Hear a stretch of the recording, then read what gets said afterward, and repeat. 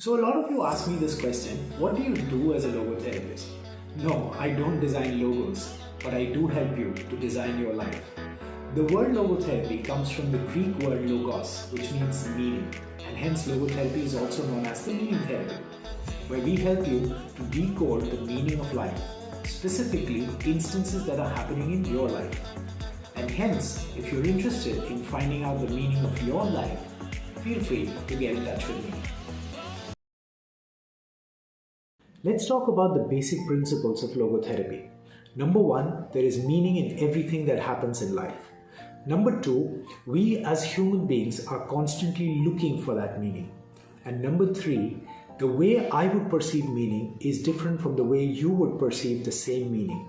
The reason for that is that there are a lot of external factors that influence the way we see the world, like our genetic makeup, influence of our parents, our teachers, our siblings, our relatives, the school systems we have gone to, the education that we have nurtured, what kind of profession we have adopted, what kind of books we read, what kind of friend circle do we have, what kind of hobbies do we follow, what kind of political systems do we live in.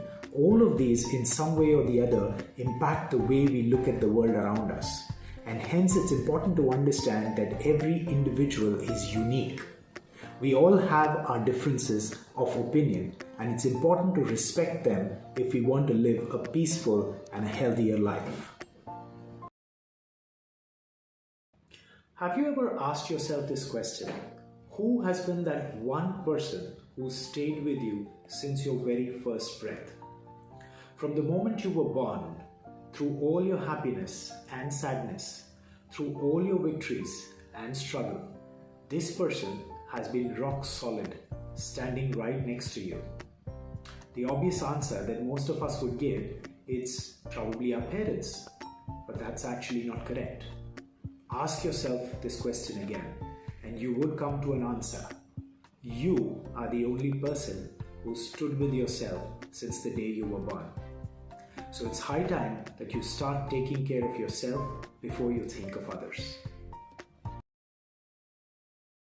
So today I'm going to share with you the book that transformed my life.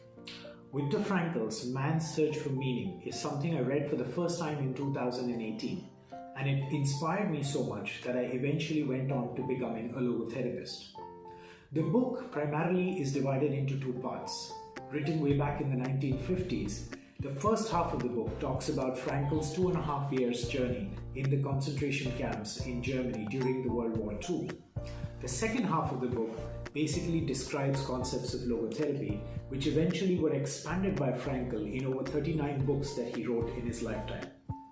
So if you're interested in possibly reading a book that could transform your life, show you courage, motivate you, and show you a true side of human spirit, I recommend you to look at Man's Search for Meaning. As a kid, I would spend hours by the ocean, telling the ocean about my problems, about what I was going through, and often seeking answers. And yes, I found them as well. Making a friend in nature is one of the most powerful tools that human minds have got. It could be mountains, it could be birds, it could be animals, it could be leaves, plants, flowers. If you're able to share your day and your life with a particular friend in nature, you will see miracles happening to you. So while the ocean remains my friend even now, do you want to share who your nature friend is? Feel free to share the same in the comment section. I hate my job. Every second client that I meet has the same problem.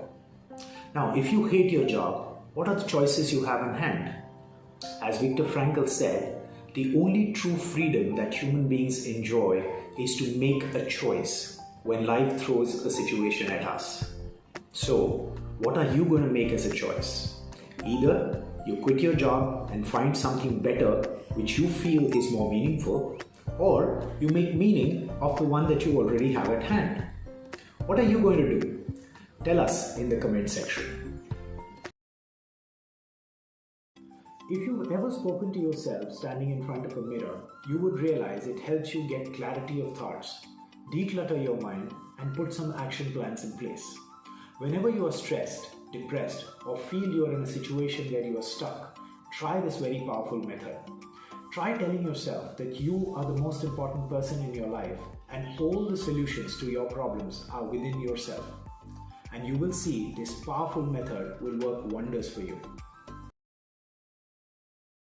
When you face a lawsuit, the first person you go to is a lawyer. When you want to file your taxes, the person to go to is your chartered accountant. If you feel any issues with your body, you go and consult a doctor. So why is it that when you face issues with your mind, you hesitate on calling on a mental wellness expert? The stigma around mental health in our societies definitely stops us from going out there and talking openly about this world crisis. But let me give you a fact. Every single human being that walks on this planet right now has faced mental crisis at some point of time or the other in their life. So don't be afraid and don't be shy. If you feel you need help, help is just a call away. Today I want to talk to you about something very interesting that I picked up across through my numerous visits to this wonderful land called Japan. It's a concept called wabi-sabi. Now, if you ask any Japanese to define wabi-sabi, they would not be able to. Because for them, it is nothing but like love, which can be felt but cannot be defined. Now, what really is wabi-sabi? If you read an interesting book around the subject, you would come to know that it is all about connecting with nature, slowing down our lives to feel the nature with people who matter the most to us, our family and our loved ones. In this life full of stress, today where we are just aiming to do a little more in our life, a little more in our career, a little more in our profession, it's time that we start slowing down a bit. Connect back with nature, connect back with people we love, and you will see that your mind will be at peace and you will really be able to enjoy this wonderful concept called wabi-sabi.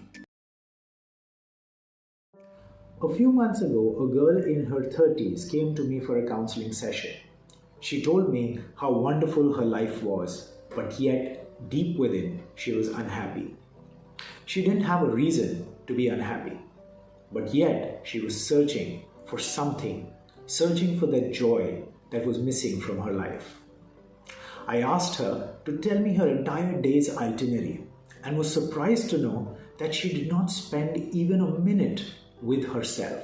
She was so busy with her children, with her husband, with the family, with the business that she forgot herself.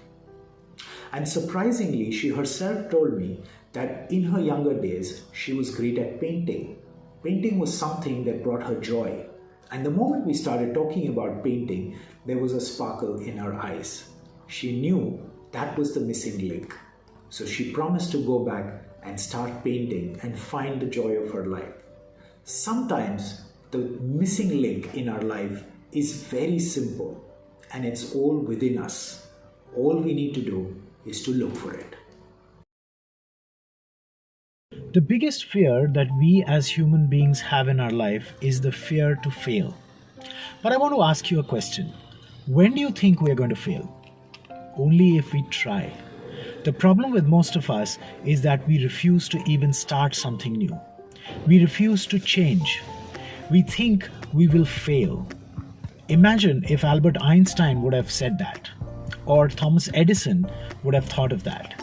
We wouldn't see the world as we see it today. So, why don't we adapt a new way of thinking? Whenever we start something new, let's think of success. Let's think of a positive outcome instead of failure, and you will see that your life is going to change forever.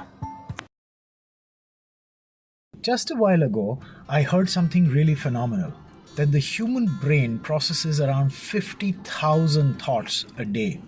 Can you imagine? From the time we wake up to the time we sleep, it's 50,000 thoughts that cross our mind. But the surprising part is 40,000 of these thoughts are actually negative. Now, can you imagine staying with so much of negativity in your life? It causes you stress, it causes you diseases, it causes you illness. And hence, the objective of every human being should be, how do I convert my thoughts into positive ways of living? How do I find positivity even in the negative situations of life? It's all possible if you find the right kind of teachings, the right kind of coach, the right kind of mentor. This evening, I completed reading a very interesting book, Dr. Joseph Murphy's The Power of Your Subconscious Mind. Now, most of us do not know what the subconscious mind is, or rather, how to go about using that. This book is a step-by-step guide in how to ignite the subconscious mind to bring about a real difference in your life and to make it happy, healthy, and harmonious. One of the most important lessons that I learned in the book is all diseases actually emerge from the mind. And if we are able to control the mind, channelize our energies to the proper direction, we will be able to lead a happy and a successful life. So if you haven't yet read the book, go ahead and pick a copy. Do you know that human beings are the only species that actually are in a rush? And there is a reason for that. We are the only species on this planet who actually know that we are going to die. None of the animals actually know they are going to die, so they live a carefree life. We, on the other hand, as humans, know that our time on this planet is limited, and hence we want to achieve anything and everything within a fast-paced life. But while we're leading this fast-paced life, we forget about the fact that we are humans at the end of the day. We need to slow down. We need to take things as it comes. We are part of the nature, and nature has its own ways of doing things. So every time you are trying to be in that mad rat race, ask yourself this question. Yes, your time is limited, but do I really have to rush?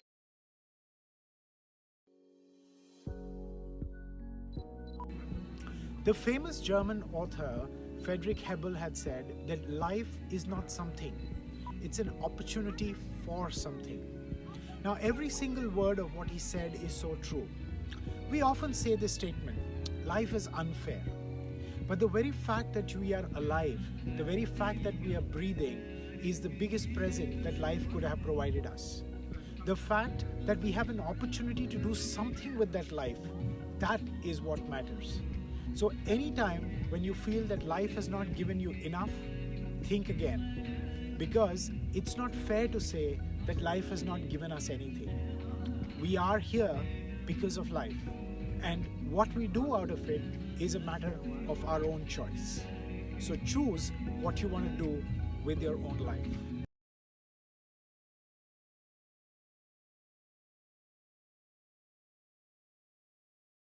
So over the weekend, I watched a very interesting and a funny film, Kung Fu Panda, along with my kids. While the film was amazing to watch and we had a really good time, what stayed back with me was a very interesting line from the movie. It says, yesterday is history, tomorrow is mystery, today is the gift, and that is why it's called the present. We all forget to live in the present moment, but the present is called the present for a reason. So live in the moment, enjoy the present, enjoy the gift that life has given us, and we will all have a happy time together.